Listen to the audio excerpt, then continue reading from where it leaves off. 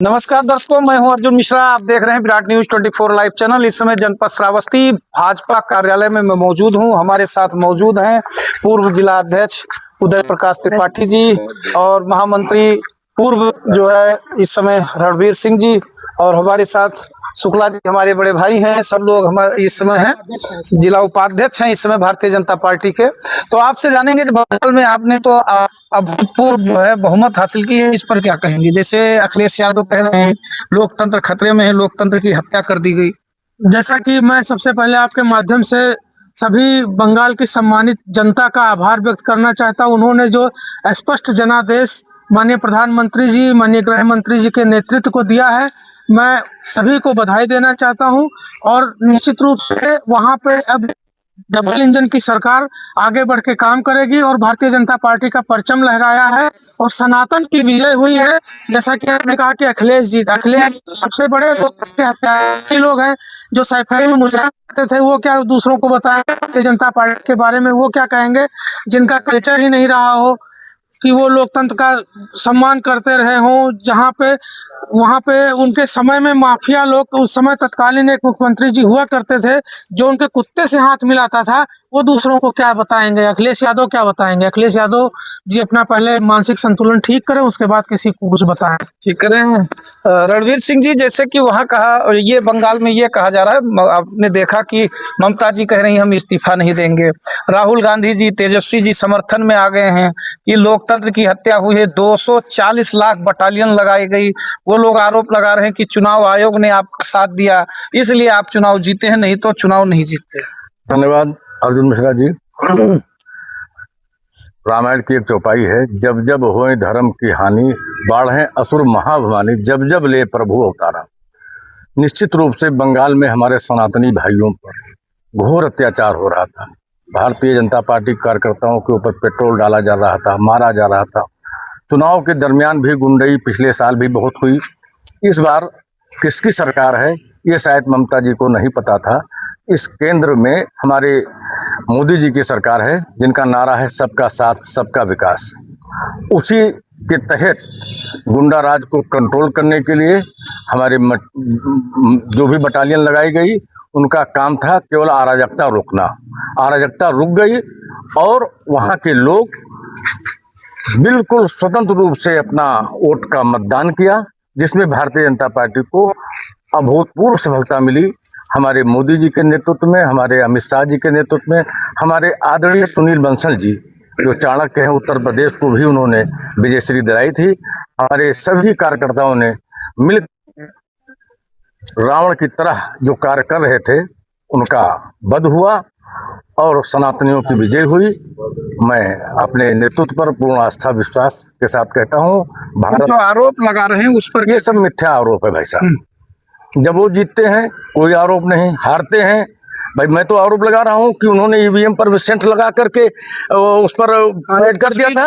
और जो लोग बाहर उनके कार्यकर्ता टीएमसी के गुंडे खड़े होते थे, जो जब मतदाता वोट देकर आता था तो उसके अंगूठे को सूंघते थे। अगर अंगूठे में सेंट लग गया है तो उसको वहां अपमानित करते थे। मैं ये भी आरोप लगा रहा हूँ, ये सत्य है। निश्चित रूप से वहां फेयर चुनाव हुआ है, किसी के साथ कोई अत्याचार नहीं हुआ। जिला उपाध्यक्ष जी, क्या कहना चाहेंगे? जैसे बंगाल में आपने अभूतपूर्व जो है बहुमत हासिल किया है, लोग आरोप भी लगा रहे हैं, खुशियां भी जो आपके समर्थक हैं जाहिर कर रहे हैं। बंगाल की जीत लोकतंत्र की जीत हुई है। वास्तव में बंगाल में जो पिछली सरकारें वहां पे काम की हैं, वो वास्तव में गुंडई, गुंडागर्दी और अराजकता के दम पे सरकारें रहती थी। अब की बार पहली बार ऐसा हुआ है कि केंद्र सरकार के नेतृत्व में वहाँ के जो पैरामिलिट्री फोर्स लगाए गए हमारे गृह मंत्री जी के द्वारा, तो उनके सानिध्य में रहते हुए वहाँ की जनता ने एकदम फेयर, निष्पक्ष होके अपना मतदान किया और उसी का नतीजा है कि आज भारतीय जनता पार्टी की वहाँ सरकार है। लेकिन जो आरोप लग रहे हैं, राहुल गांधी जी लगा रहे हैं, अखिलेश यादव जी लगा रहे हैं, वो देखिए, वो सारे आरोप निरर्थक है, उसका कोई सत्यता नहीं है उसमें।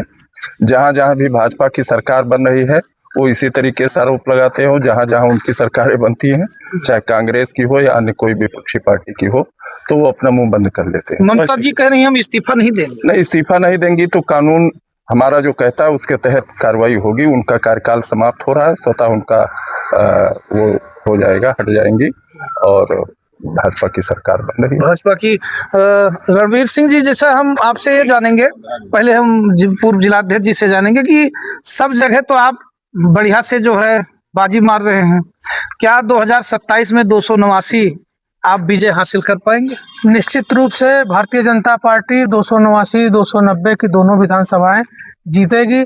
और जैसा कि भी आपने कहा कि राहुल गांधी जी कहते हैं लोकतंत्र की हत्या हुई, तो उनको ये नहीं भूलना चाहिए कि उनकी दादी ने 25 जून 1975 को लोकतंत्र का काला अध्याय लिखा था। उन्होंने आपातकाल लगाया था, तो और उससे पहले भी जवाहरलाल नेहरू ने बाबा साहब को हराने का कुचक्र किया था। तो उनसे बड़ा लोकतंत्र का हत्यारा कांग्रेस से ज्यादा तो कोई है ही नहीं इस देश में।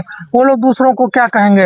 वो केरल में जीतते हैं तो ईवीएम का रोना नहीं रोते हैं, तमिलनाडु में टीवीके जीत गई, वहाँ ईवीएम का रोना नहीं रोते हैं। और जहाँ पे ये प्रभु श्री राम को नकारने वाले लोग हैं, इनको सनातनियों ने नकारा है और ये इनका दूर दूर तक कहीं कोई भला होने वाला नहीं। सम्मानित जनता, सम्मानित वोटर, वो भारतीय जनता पार्टी के साथ आगे बढ़ना चाहती है, देश के विकास में अपने कदम से कदम को मिला के चलना चाहती है। जिससे बीजेपी में जो है गुटबाजी देखी जा रही है और यही कारण है कि 21 साल से सूखा पड़ा हुआ है। कैसे इसको आप लोग डिसाइड करेंगे? निश्चित रूप से ये नेतृत्व का विषय है, उस पर मैं कुछ बोलना नहीं चाहता हूं, लेकिन हम कार्यकर्ता हैं, हम कार्यकर्ता भाव से काम करेंगे और भारतीय जनता पार्टी 289 भिनगा विधानसभा भारी बहुमत के साथ जीतेगी। या आप भी कार्यकर्ता हैं? नहीं, जिला उपाध्यक्ष। अच्छा, जिला उपाध्यक्ष जी हैं आप। तो जिला उपाध्यक्ष जी, अब थोड़ा जो है अन्यथा मत लीजिएगा, क्योंकि हम लोग पत्रकार हैं, पूछते रहते हैं। पोस्ट हमने देखा था कुछ संगठन के लोगों में, जनपद श्रावस्ती के लोगों ने, आप ही के संगठन ने लोगों ने डाला था। तो ऐसी दशा में क्या कहना चाहेंगे, जिससे हम लोग जाहिर एक आशंका व्यक्त करते हैं कि कहीं ना कहीं गुटबाजी हो रही है? अपनी पार्टी के बारे में भी नो कमेंट करेंगे हम। और कोई क्वेश्चन पूछे तो हम बात करेंगे। बंगाल पर क्या कहेंगे बताइए? बंगाल की तो ऐतिहासिक जीत है। वहाँ तो हिंदुओं की, जो हिंदू आज 15 साल से प्रताड़ित थे, आज सचमुच में उनको आजादी मिली है। 289 कैसे जीतेंगे? क्योंकि 289 में हमने सर्वे किया था, मेरा सर्वे शायद आप लोगों ने भी देखा है। 289 में आज अगर चुनाव हो तो इंद्राणी वर्मा जीत रही हैं और 290 में आप ही के विधायक जीत रहे हैं। तो ऐसे में आप कैसे स्कोर जो है? 289 भी हम लोग जीतेंगे, 289 का भी हम लोग रणनीति बना के जीतेंगे। जिसको पार्टी टिकट देगी उसके साथ हम लोग तन मन के साथ जुड़ेंगे, वो भी जीता जाएगा। अब एक फूल हमारा बढ़ेगा, श्रावस्ती से एक फूल हम लोग और बढ़ाएंगे। विधानसभा में दोनों सीटें हमारी जीतेगी, 289 भी जीतेगी, 290 भी जीतेगी। कैसे जीतेंगे रणवीर सिंह जी? देखिए, क्योंकि बहुत बड़ा जो है चैलेंज 289 में इस बार कोई चैलेंज नहीं है। इस बार कोई चैलेंज नहीं है। योगी मोदी का रथ अश्वमेध का चल दिया है। वो एक माला श्रावस्ती के दोनों विधानसभा से जाएगी। रही बात कैसे जीतेंगे, तो मैं अपने संगठन और केंद्रीय प्रदेश नेतृत्व से आग्रह करूंगा कि भिनगा विधानसभा से संबंधित ही कोई प्रत्याशी पार्टी दे, जो जनता के सुख दुख में हमेशा खड़ा रहे, ना कि जो यहाँ से टिकट पाए और फिर अपना रफू चक्कर हो जाए, फिर जनता वो उत्साह नहीं रह जाता वोट देने में। लोग क्षेत्रीय मांग कर रहे हैं, क्षेत्रीय प्रत्याशी दे। हमारे पास कार्यकर्ताओं की कमी नहीं है। ठाकुर में है, ब्राह्मण में है, हमारे कुर्मी में भी है, कोई कमी नहीं है कार्यकर्ताओं की भाजपा में। वर्मा को चैलेंज हरा ना सके। सपा को तो इस बार हम लोग इतनी बुरी तरह हराएंगे 289 और 290 में कि जो लोग देख रहे हैं, चाहे वो आपका ही सर्वे क्यों ना हो, तो आप जीत रहे हैं। मान्यवर माफ करिएगा कि जो सर्वे में आपकी रिपोर्ट आई है वो तत्कालीन मौके की विधायक हैं, तो हो सकता है कि बहुत से लोग उनके दबाव में हों। बहन इंद्राणी जी को ऐसी हवा नहीं है। हमने तो आपको एक बार पहले भी कहा था, हमको आप टिकट दीजिए, मैं उनकी विधानसभा चुनाव, उनका गांव चुनाव जीत कर दूंगा। इतनी क्षमता हमारे में है। और यही क्षमता अगर हमारे किसी स्थानीय, जो भी हमारे भिनगा विधानसभा 289 का प्रत्याशी होगा, इसी क्षमता से मिलकर लगा करके थोड़ा थोड़ा लगा करके हम 289 इस बार जीतेंगे। मैं पूरी तरह आपको आश्वस्त करता हूं कि आप अगले बार जब आएंगे 27 के बाद तो भारतीय जनता पार्टी कमल चुनाव निशान का यहाँ का विधायक होगा 290 और 289। दोस्तों में पूर्व जिलाध्यक्ष जी, जैसे हम ये जानना चाहते हैं, लोग कहते हैं कि आप पार्टी का कैंडिडेट यहाँ नहीं ढूंढ पाते हैं 289 में, जब 10-12 दिन वोटिंग रह जाता है तो दूसरा लाके थोप देते हैं जिससे आप हार जाते हैं। नहीं, ऐसा कुछ नहीं है।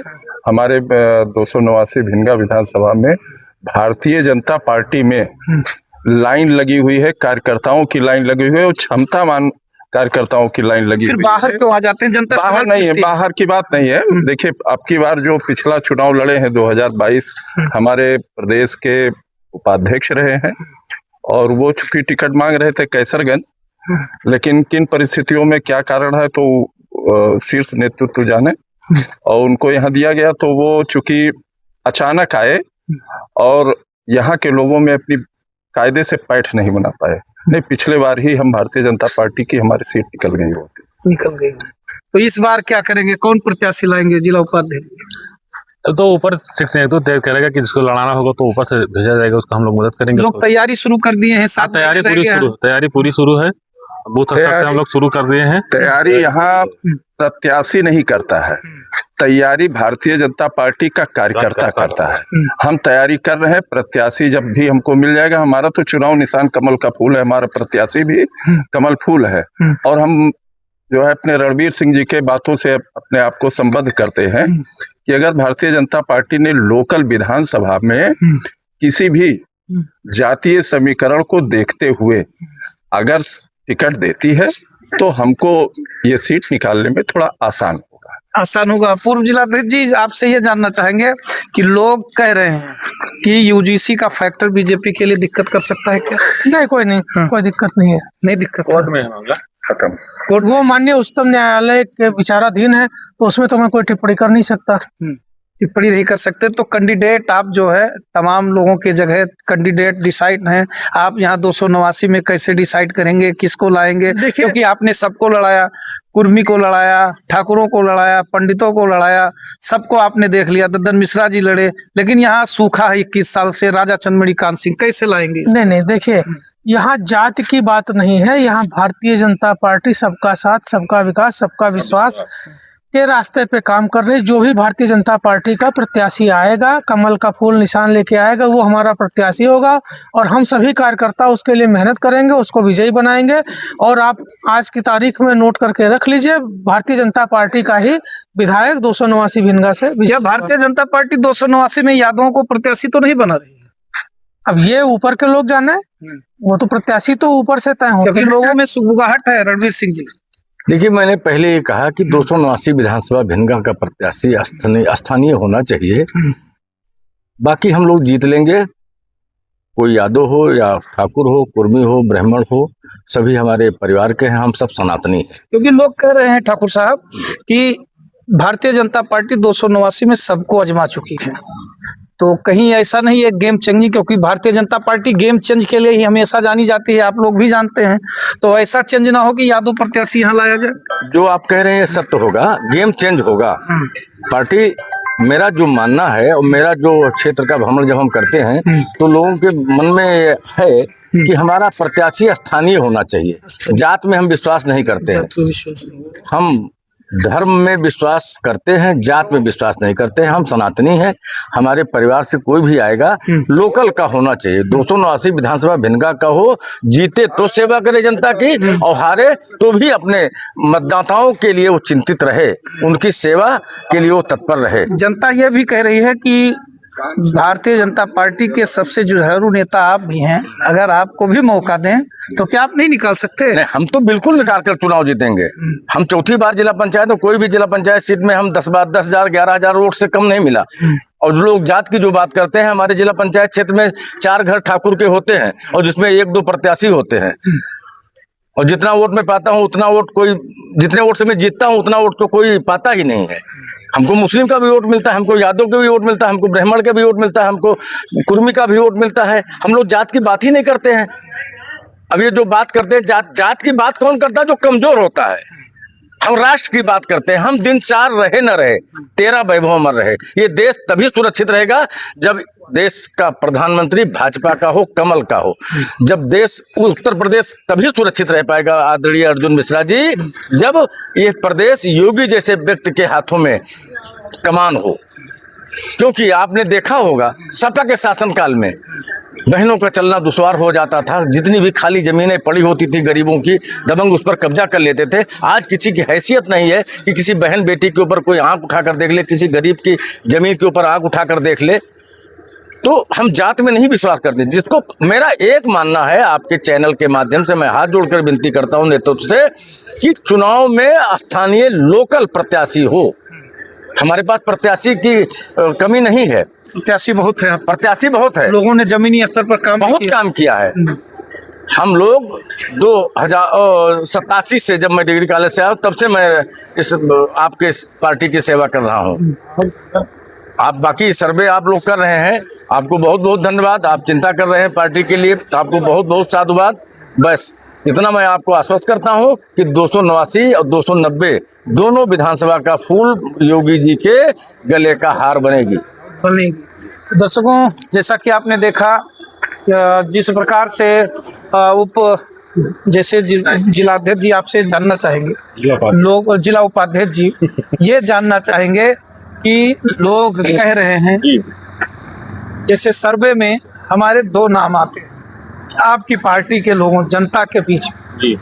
2 नाम हम आपको आज भी बता दे रहे हैं, बाकी आपकी पार्टी जाने आप लोग जाने, ठीक है। एक नाम तो इनका आता है रणवीर सिंह जी का, एक नाम दद्दन मिश्रा जी का आता है, बाकी इंद्राणी वर्मा तो इस समय टॉप 1 पर है। आज की डेट की मैं बात कर रहा हूँ, चुनाव 7 महीने बाद है, क्या है उलटफेर होता है वो तो भविष्य की बात है। तो ऐसी दशा में आप लोग क्या सोचेंगे? ये तो टिकट तो ऊपर से भैया फाइनल होगा, जो वहां से दिया जाएगा। हम लोग यहाँ तन मन धन से उसकी मदद करके उसको जिताएंगे। आपके दो ये है गारंटी कैसा कि दोनों सीटें आपकी जीत की दी नहीं हम लोगों को। 289 और 290 2 पोल यहाँ से जाएंगे कमलपुर। जनता के हिसाब से जीत के देंगे कि लोकतंत्र खतरे में, जैसे अखिलेश जी आपके ऊपर आरोप लगा रहे हैं? जैसे पक्ष और विपक्ष तो 2 रहते हैं। जब कोई पक्ष का काम होगा तो विपक्ष तो हल्ला करेगा ही। तो अब जो बता रहे हैं आप, तो जिसे उनकी सरकारें जहाँ बन रही तहाँ ईवीएम नहीं खराब है, और जहाँ हमारी सरकारें बन रही वहाँ पर ईवीएम खराब है। ये पॉइंट वाली बात है। वहाँ उनकी बनने तो उस पर भी उनको टिप्पणी करनी चाहिए। अब जैसे कि वहाँ बनी है उनकी सरकारें, कांग्रेस की बनी है, केरला में बनी है ना, वहाँ उनकी सरकार वहाँ नहीं खराब है ईवीएम। तमिलनाडु में नहीं, तमिलनाडु में नहीं खराब है, अब बंगाल में बहुत खराब है। बंगाल पर क्योंकि हिंदुओं को वहाँ दबाया जा रहा था 50 साल से लगभग, तो अब हिंदू वहाँ पर सांस ले रहा है खुले में, तो वहाँ की ईवीएम खराब है। तो दर्शकों, आपने देखा ये बेबाक इंटरव्यू, सभी लोग थे, जिलाध्यक्ष जी थे, पूर्व जिलाध्यक्ष और पूर्व मंत्री महामंत्री श्री रणवीर सिंह जी, और जो चर्चा हुई बंगाल को लेकर, उसी बंगाल के बीच में होते होते भिंडा विधानसभा की बात की गई, सर्वे की बात की गई। तो इन्हीं सब मुद्दों के साथ जो है बात करते करते हमने सोचा कि इस पर जो है चर्चा किया जाए कि 289 क्यों भारतीय जनता पार्टी हार रही है। 21 साल से सूखा पड़ा है, कैसे आप इस सूखा को दूर करेंगे? तो तमाम कार्यकर्तागणों का कहना है कि इस बार इस सूखा को दूर किया जाएगा। आने वाले समय में ये तय होगा, ये भविष्य भी तय करेगा। तो चैनल को सब्सक्राइब करते रहिए, वीडियो को शेयर करें। धन्यवाद, नमस्कार।